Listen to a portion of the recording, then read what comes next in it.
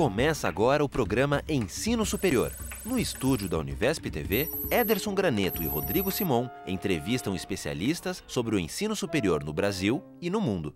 O novo reitor da Universidade de São Paulo só vai ser escolhido daqui a um ano, mas o debate sobre a forma de eleger o reitor já começa a esquentar.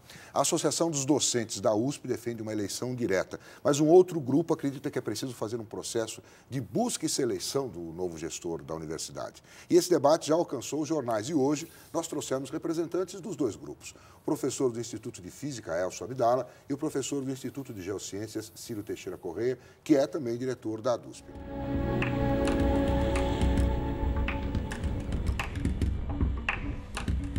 Então, eu queria primeiro entender o ponto de vista de cada um rapidamente. Qual a defesa que vocês fazem? Por que vocês defendem uma eleição direta? E quem seria esse colégio eleitoral? Então, olha só, a questão da figura do administrador mais importante da universidade, que é a figura do reitor, enseja uma discussão mais global de toda a estrutura de poder da universidade, que no nosso entendimento, na Universidade de São Paulo, é extremamente concentrada. Para uma universidade que tem 6 mil docentes, que tem aí 50 mil alunos de graduação, que tem 30 mil alunos de pós-graduação, você tem um colégio dirigente, que é o Conselho Universitário, que tem 160 membros, do qual 130, 140 são professores, ou seja, mais de 80% de professores. E destes, a ampla maioria, praticamente 90% deste universo, são professores titulares, que é o último degrau da carreira. E o reitor é professor titular. Então, não é só a questão do reitor ser escolhido indiretamente por um colégio muito pequeno, que, na verdade, é um colégio um pouco maior do que o Conselho Universitário. Mas é toda essa estrutura de poder centralizada essencialmente nos docentes e nos professores titulares, que é o mais alto degrau da carreira, que nós entendemos que não é aquela que suscita que a universidade tenha mais sensibilidade para o conjunto de questões sociais e de demandas da sociedade no ensino superior, que é fundamental para o desenvolvimento de qualquer sociedade. E, em particular, numa universidade que, pela sua história, pelo seu peso, é uma referência nacional e internacional.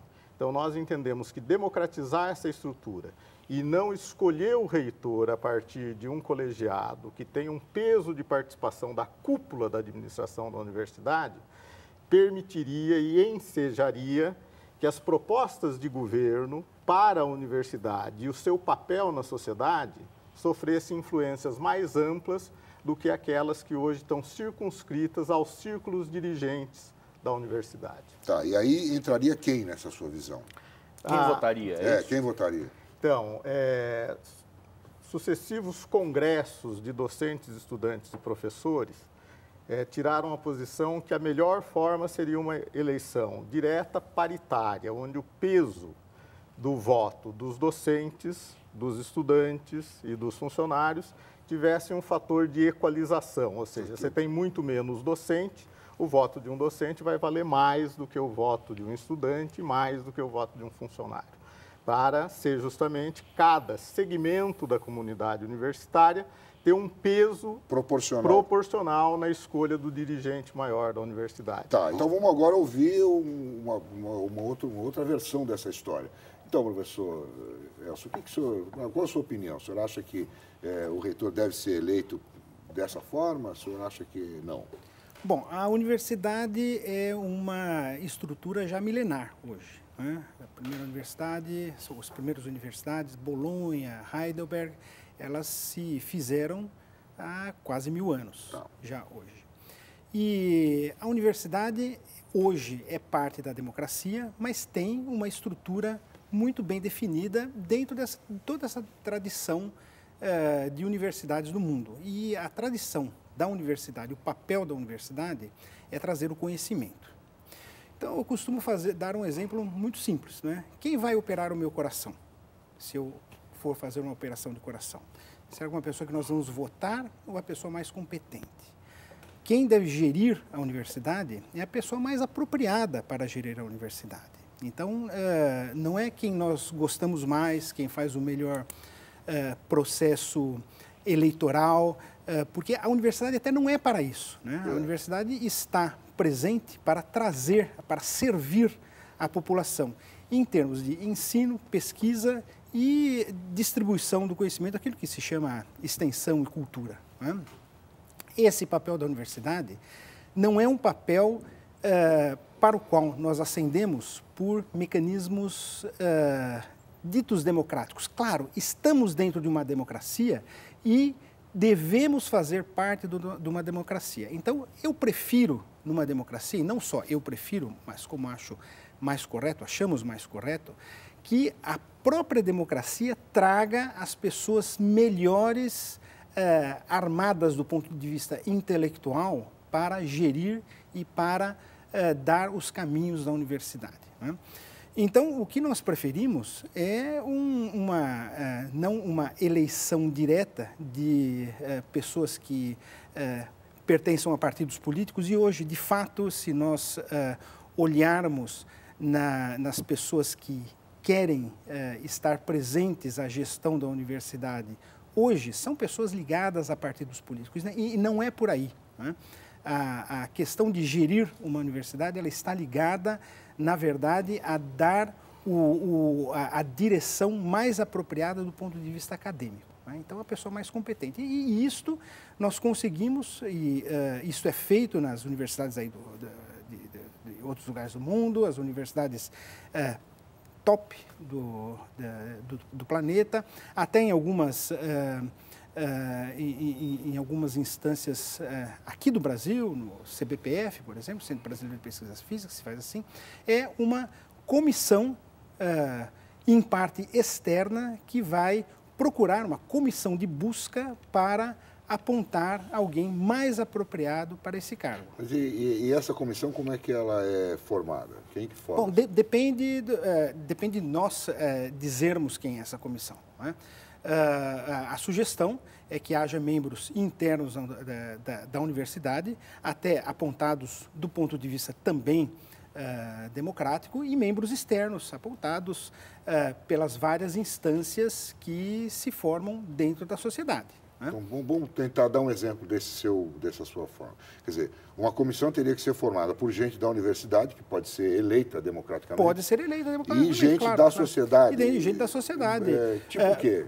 Veja bem, hoje o governador tem uma palavra essencial. Eu acho que ele deve ter uma palavra talvez um pouco menor, mas ele pode apontar pessoas como aponta, por exemplo, para a comissão diretora, para a comissão central da FAPESP, né? A FAPESP, a universidade, indica listas tríplices e o governador aponta uma delas. Isso na verdade, uma parte da missão democrática dos governos. Os governos são eleitos e eles apontam pessoas dentro de certas regras. Não qualquer um, né? Mas pessoas que que constam de listas que estão também eleitas até democraticamente. Seria um pouco como a OSESP, a Orquestra Sinfônica de São Paulo, há um conselho apontado dentro da sociedade civil, pessoas de reconhecimento ligadas à área, pessoas do Ministério Público, que contratam uma pessoa que vai ter a posição executiva dentro da orquestra. Que vai ter uma posição executiva. O reitor seria um pouco um administrador. O reitor é um executor, né? Ele é um cargo executivo, né? Nesse sentido, claro, ele não precisa ser um professor titular, né? Ele precisa ser a pessoa mais apropriada para gerir a universidade. Acaba sendo um professor titular, até porque o professor titular ele passou por todas as fases da universidade. Em geral, ele conhece a universidade, ele já foi chefe de departamento, ou muitas vezes foi diretor, ou foi pró-reitor. Então, ele passou por diversas instâncias que aprimoraram o seu conhecimento e a sua passagem pela universidade, e ele pode ser que o mais apropriado seja um professor titular de universidade, não obrigatoriamente. Me parece que vocês estão querendo o mesmo cara, mas estão querendo escolher ele de maneiras diferentes. Então, tá certo? Olha só, como o professor colocou corretamente, hoje o governo do Estado, e eu estou de acordo com ele que é inadequado, o Conselho Universitário elege uma lista tríplice e o governador escolhe um. Atenção lá. Isso pode criar, sim, infelizmente, um peso muito grande do viés ou da visão partidária de quem está no governo naquele momento, em relação ao qual deve ser o gestor de uma instituição que deve, naturalmente, ser apartidária, a instituição, né? No entanto, e depois o reitor, através de listas tríplices, escolhe os diretores, que são cerca de 30% do Conselho Universitário. Isso cria uma linha direta de escolha e de proximidades e de compromissos que nós consideramos absolutamente inadequada. E depois é esse colégio que vai escolher a próxima lista tríplice que vai ser mandada ao governador. Isso cria, no nosso entendimento, vieses e conflitos de interesse que faz com que o círculo do poder fique fechado em si mesmo. Mas e se esse conselho for escolhido, como ele falou? Então, democraticamente. Uma parte democraticamente, uma parte com representantes da sociedade. Mas olha só, a questão é entender, e parece difícil compreender, em que lugar pode ficar mais democrático ou mais adequado que você troque uma comunidade universitária de estudantes, que é um segmento da sociedade que tem formação, está cursando ensino superior numa universidade como a de São Paulo, que são os alunos. Os funcionários técnicos administrativos, que são fundamentais para o trabalho acadêmico que a universidade faz, né? Nós que somos mais próximos aí a áreas exatas, o professor é físico, eu sou geólogo, sabemos da importância das pesquisas, dos laboratórios, já fomos responsáveis por laboratórios, chefes de departamento, sabemos que sem o corpo técnico administrativo, nem a parte burocrática administrativa, nem pedagógica, nem científica funciona direito. E que os professores, né, têm também a sua formação. A hora que você define, como foi definido pelo movimento docente, que sim, para dirigir a universidade é preciso ser da categoria docente, deve ser um docente com titulação de doutor. É muito difícil entender que desvantagem teria que este universo de 80 mil pessoas que tem qualificação e tem condição de discernimento, o que o levaria a, eventualmente, diante de algumas possibilidades de escolha, escolher o dirigente menos adequado ou aquele que tem perfil político eleitoral ou que tem um viés de querer colocar a administração da universidade a serviço de um partido. Pelo contrário, nós entendemos que o debate público destes eventuais candidatos com uma comunidade de 80 mil pessoas é que tornaria menos factível que vieses e interesses a serviço de grupo econômico, de uma posição partidária, chegasse à reitoria da Universidade de São Paulo. Vou fazer um intervalo rapidinho, daqui a pouco a gente volta com o programa Ensino Superior. Até já. Você está assistindo ao programa Ensino Superior. Em instantes, o segundo bloco da entrevista que Ederson Graneto e Rodrigo Simon realizam sobre o ensino superior em universidades do Brasil e do mundo. Começa agora o segundo bloco do programa Ensino Superior. Ederson Graneto e Rodrigo Simon entrevistam especialistas para falar sobre o ensino superior em universidades do Brasil e do mundo. O programa Ensino Superior está de volta e hoje estamos acompanhando o debate entre os grupos que defendem soluções diferentes para a escolha do reitor da Universidade de São Paulo. Conosco o professor do Instituto de Física, Elcio Abdala, e o professor Ciro Teixeira Corrêa, do Instituto de Geociências e também da ADUSP. Bom, professor, então a palavra agora é sua. Quer dizer, o que está de errado em se fazer uma eleição com 80 mil pessoas, como o professor Ciro falou, né? O que não é democrático? Onde está o erro aí nessa questão? A questão não é que se essa questão é democrática ou não. Essa colocação não é correta neste ponto. Tá. Né? Em primeiro lugar, nós sabemos a realidade, né? A realidade é que a representatividade dos sindicatos e dos diretórios acadêmicos, na verdade, não é grande, né? A ADUSP, de um conjunto de 5 mil pessoas, ela, na verdade, tem qualquer coisa com 1.000 associados. 3 mil filiados. As reuniões da ADUSP que têm decisões, né, muitas vezes fazem decisões com minorias de 1% do corpo docente. Né? Decisões de greve, por exemplo. Né? Então, o que de fato acontece é um aparelhamento da universidade por grupos de pressão, por grupos essencialmente políticos. É isso que nós não queremos para a universidade. A universidade não é uma instância política. A questão não é barrar o credo pessoal, seja religioso, partidário ou de time de futebol, de quem seja. Né? Isso não se faz. Isso não se faz. Né? A questão é de se escolher uma pessoa que não vai pautar a universidade pela sua ação política, pela sua ação partidária. E, de fato, é isto que tem acontecido. Né? As pessoas elas têm posições políticas muito claras e essas posições políticas elas se espelham no Diretório Central dos Estudantes, no Sintusp, certamente, absolutamente, né? E também na DUSP, uma maneira um pouco mais velada, mas também acontece. Então, a universidade ela deve barrar esse tipo de coisa, colocando a discussão em um outro nível. A discussão de sugestão de quem seja o reitor ou de indicação do reitor deve ser absolutamente independente da posição político-partidária do cidadão. E como é que é possível fazer isso, professor? O que se faz é, na verdade, indicar pessoas através do seu currículo acadêmico, da sua proposta para a universidade, daquilo que a pessoa vai trazer para a universidade, independentemente se ela é a favor do ministro, se ela é amiga do governador, se ela é amiga do presidente da República, etc, etc. Essas questões devem ser separadas. Na verdade, o nosso tempo na universidade é um tempo relativamente exíguo. Nós temos várias obrigações. Quando nós trazemos para a universidade um debate político de quem será o próximo diretor, um próximo reitor, e fazemos disso a nossa pauta, nós estamos esquecendo daquilo que realmente viemos fazer. Nessa questão que ele falou de a Assembleia reunir pouca gente, de as decisões serem tomadas, isso é real. Você não pode dizer que não, é real.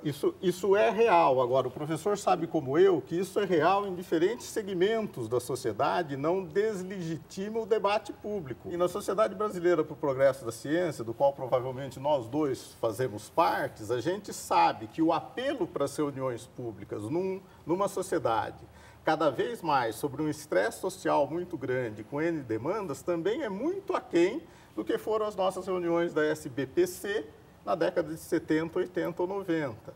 E em sociedades científicas e entidades de classes, as reuniões públicas, que nós continuamos entendendo importantes para os processos decisórios, têm cada vez mais, numa sociedade que tem problemas contemporâneos vários, menor participação.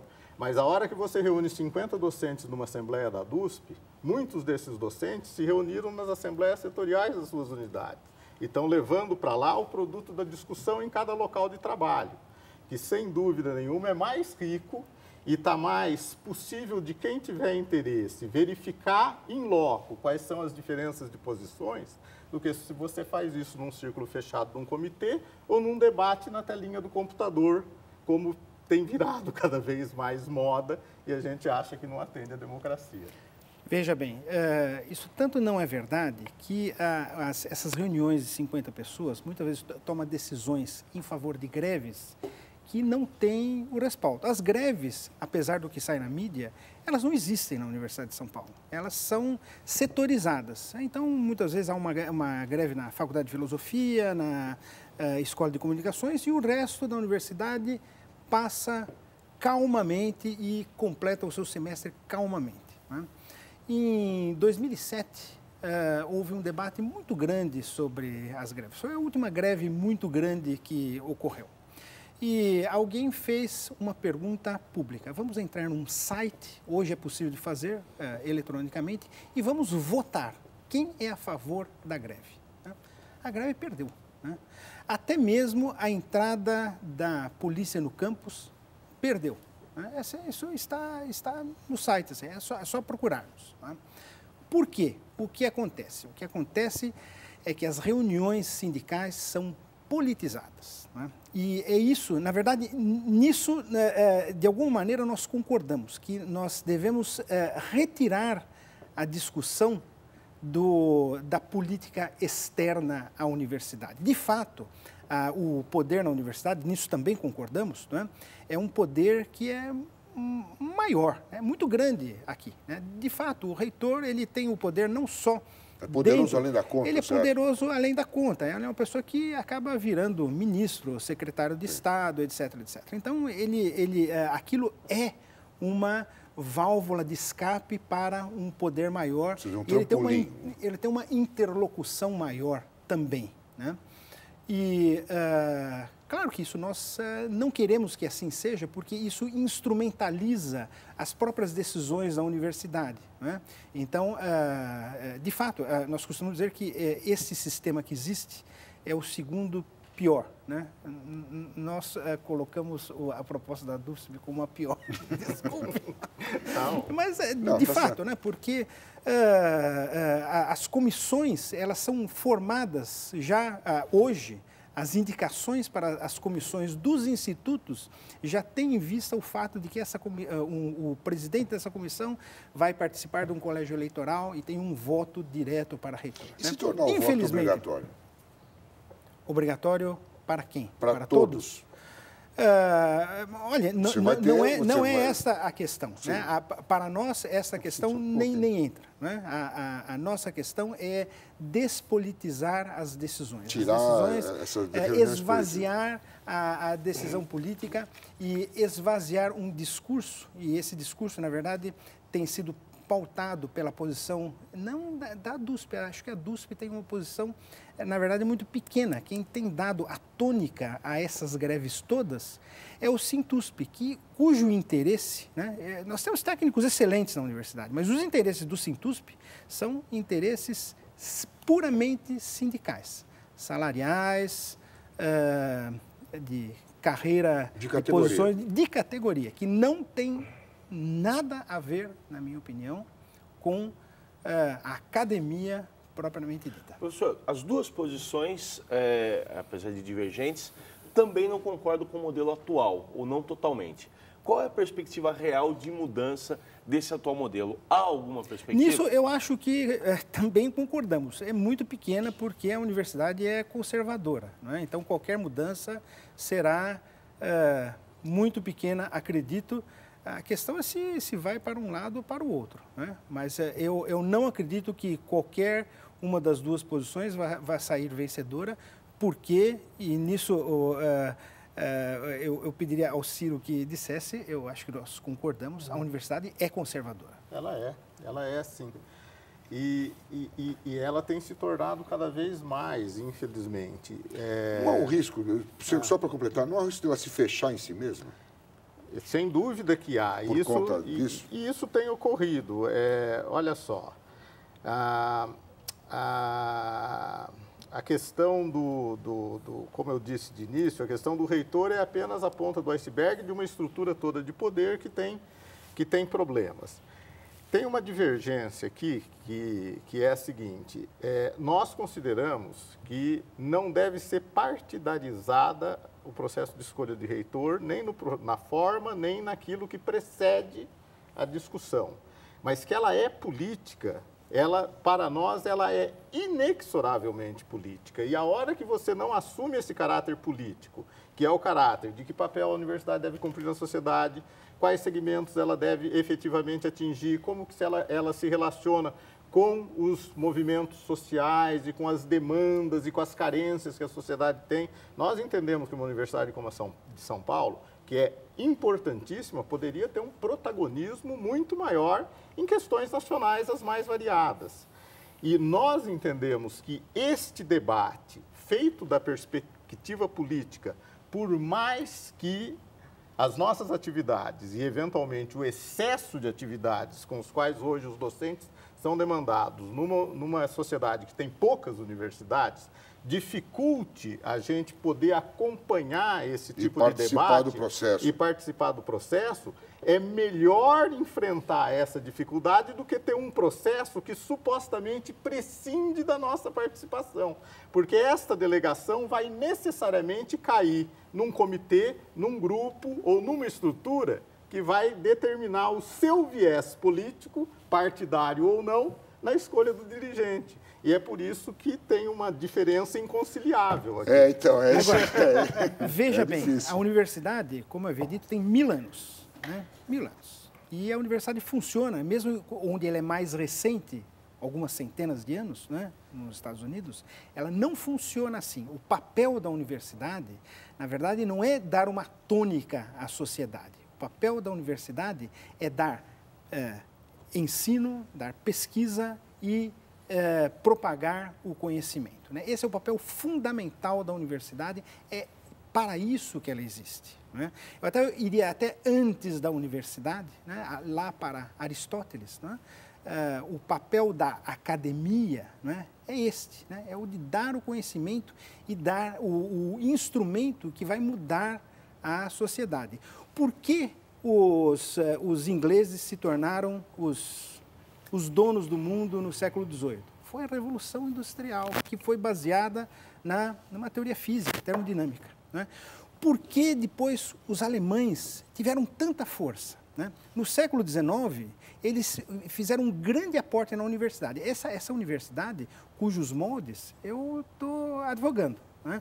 A universidade que é realmente histórica. Né? Eles colocaram grande aporte, BASF, a EG Farben, etc., etc., toda a indústria química da Alemanha cresceu fundamentalmente. Né? Claro que foi mal usada depois nas guerras, etc., né? Mas isso foi outra questão, por isso que decaiu. Né? E o que aconteceu no século XX? No século XX, os americanos eles tiveram uma decisão. Né?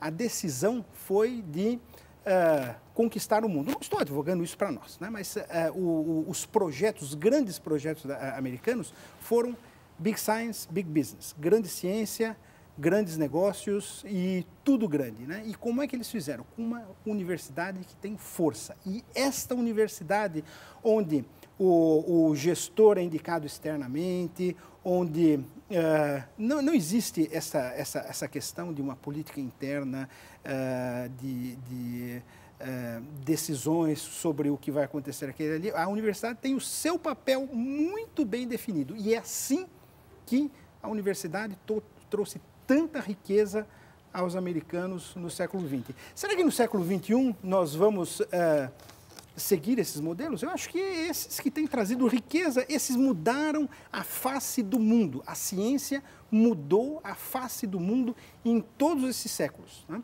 Bem, senhores, eu acho que está colocada a questão, as duas partes se colocaram aqui, mas eu não vejo realmente, como o senhor falou, forma de conciliar as posições. Vamos ver qual posição vai sair vencedora nesse embate aqui daqui para diante. Obrigado pela presença de vocês aqui no programa Ensino Superior. Muito obrigado. Nosso programa termina aqui. Até o nosso próximo encontro.